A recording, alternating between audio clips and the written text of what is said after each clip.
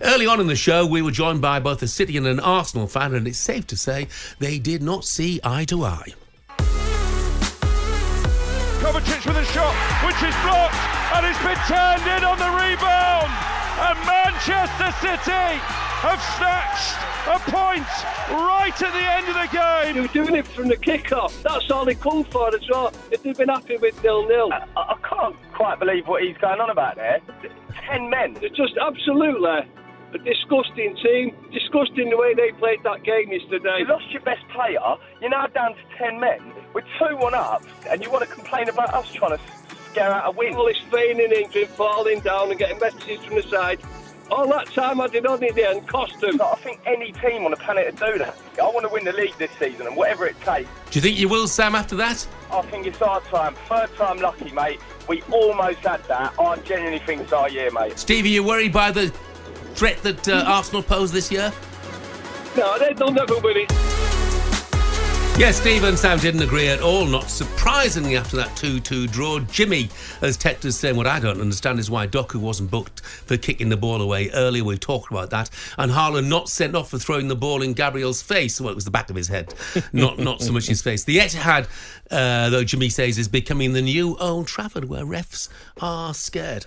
I'm not so sure about that, Jimmy, but thank you very much indeed for the text. For Mikel Arteta's side, backs to the wall for 56 minutes after Leandro Trossard's sending off right at the end of the first half. Joining us for more on this now, TV presenter, huge Arsenal fan, Piers Morgan. Morning, Piers. Good morning, Piers. Morning, chaps. Morning. It's not. The weather may be pretty bleak in London. I've got to say that I'm feeling a little oasis of sunny joy here in West London, chaps, because yesterday was a shift in power. Yesterday was the day. Piers, you only drew. No. You we drew had a their moral last victory. season. No, you drew their. We had a moral victory. Do you get extra points for a moral victory, Piers? Well, you don't, but you do get the moral win over their heads. And that reaction of that City fan this morning says it all. They are in deep panic mode because we went there and after Haaland scored a great goal, won't put it past him, he's a great striker, great goal, I thought we could get a whipping here if we're not careful. We then responded magnificently. We were battering them in that first half, and then through ridiculous double standards by referee again, exactly as we had when we played Brighton, one of our players gets sent off for doing something that one of the opposition has done in a far more egregious fashion a few minutes before. And that completely ruined the game. But what it didn't ruin was the spirit of the Arsenal players, whose rearguard action in the second half against supposedly the best team in the world was utterly magnificent. And if it wasn't for that tiny lapse, I think, in concentration right at the end, we'd have walked away with 10 men win against the champions. There's been a shift in power. Piers, shouldn't you be frustrated, though, at Trossard? Because, you know, what happened with Declan Rice against Brighton? Players should know better, shouldn't they, not to kick the ball away, especially when you're on the yellow card? The Rice one was utterly ridiculous. He got kneecapped in the back and nearly had his bones broken. And then he's the one who gets sent off. It's utterly preposterous. And then this one, I've watched it a few times, the Trossard thing, back from various angles. Yep. The referee is blowing that whistle almost as Trossard connects with the ball. There's no actual proof Trossard was kicking it away and not passing. Right, how do you know he wasn't passing the ball? Who was he passing to? Was he passing to somebody in the stand? Martinelli. If you look at the wider picture, the wide shot, which you're not showing, well, obviously you're not, you're a radio station. but if you're watching the video feed, I can tell you, he could be passing it to Martinelli. He doesn't know. There's no time. And once again, Doku, hoofs it into the air, clearly kicking it away to delay the restart, and he gets nothing happening to him, just as Pedro did against us for Brighton. And on both occasions, nothing is done to them. And there are players where they are deemed to have delayed the restart, even if the fact that Trossard is doing it half a second after the whistle is gone, right, which to me is ridiculous.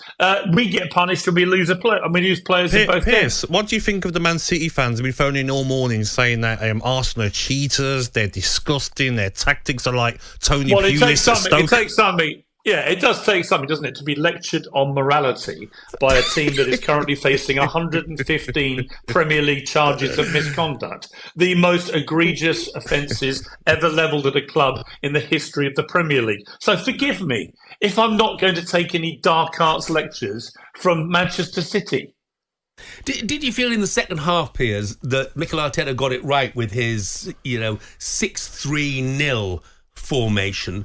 And I know they came close. I know they came so close to taking all 3 points. But had he left Martinelli out, for example, City wouldn't have been able to press so high.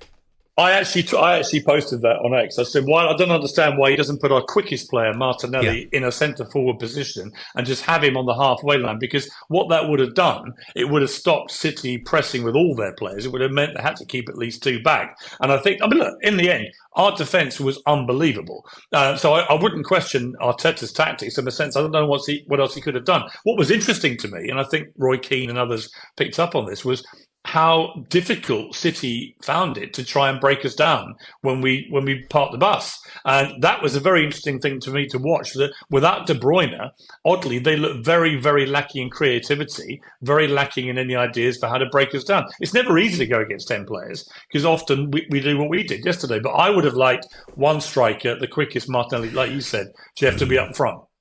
I'm just looking at the season as a whole, because it could be a pivotal point. Of course it could, Piers. But are you concerned about the apparent lack of depth in the Arsenal squad compared to, for instance, to either the City or the Liverpool squads? No, I actually think we've got a good squad. I like the squad. I think we have one position which I'm just not happy about, which I haven't been for years, which is we don't have a centre-forward who's going to bang in 25, 30 goals a season. Haaland is the difference to me. I mean, I think Odegaard is right up there with De Bruyne now. I think we have the best defence in Europe, arguably. We've got a fantastic goalkeeper. We've got lots of muscle in midfield now. We've got some great wide players with Saka and Martinelli and so on. What we lack is a proper predatory centre forward. And, look, notwithstanding that, if someone had said to me, you're going to start the season, you're going to go to Villa, who we lost to both home and away last season in the league, you're going to beat them 2-0, you're going to go to Tottenham, you're going to beat them 1-0, albeit we beat them so many times at their place now, it's like a training match. And now we go to City, and we come within 2 minutes which should never have existed. I mean, I don't know where those extra 2 minutes were coming from, because we'd already had 7 minutes of extra time in the second half, which did not deserve that. That's the minimum 7 minutes, remember, Piers? Minimum. Yeah, but I know, but these were the mystical 9 minutes which Oliver conjured up. So I think we were incredibly unlucky. But I look at the reaction of the City players and ours at the end. Our players utterly gutted that we hadn't walked away with a win and only got a draw at City. Their players celebrating like they just won the Champions League. Piers. Their fans panicking all over the airwaves this morning. Piers, what does that tell you? As well, after the game, there's some quotes from Bernardo Silva. I'll read them out to you about Arsenal. Well, perhaps because Liverpool has already won the Premier League and Arsenal hasn't. Liverpool at that time had also won a Champions League while Arsenal hasn't. Liverpool always faced us head on to win matches. From that perspective, our games against Arsenal haven't been like the matches against Liverpool were and still are. Is that a little dig at Arsenal's tactics? What a load of absolute baloney. When we were 11v11, let me remind him, we were absolutely battering them. It should have been 3. Gabriel scored a brilliant header, but he missed an easier one a few minutes earlier. Right? We were all over them like a rash. And by the way, why did City still have 11 players? Why did Haaland, who tried to decapitate Gabriel with the ball, right, who was running over players, why did Walker, who in the goal video, Walker's put on Gabriel, does a terrible job, thankfully, but he's poking him like he's got a cattle prod.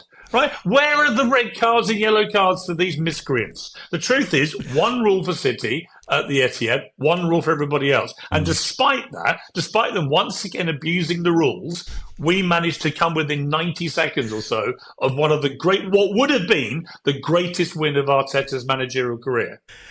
Piers, thanks to John. I have to tell you, Richard, the Man City fan, has texted and he said, Piers is an insufferable pantomime villain with not one element of objectivity. A relegation-threatened team would not play like that. Like I said, Jeff, rattled. Listen to them. They've lost that confident swagger. They are rattled. The most confident thing coming out of Manchester right now is Oasis, not their football team. That was Rick, Not the their Manchester football City team. fan. Piers, look, Cheers, thanks Piers. very much. Have a great day, mate. Cheers, guys. Take care. Top man. Coming up, it's time for Gabby's favourite feature. No One Is Safe. Miles Off It is next. talkSPORT Breakfast, waking you up Monday to Friday morning from 6 a.m. on AM, on DAB, via the talkSPORT app and on your smart speaker. talkSPORT.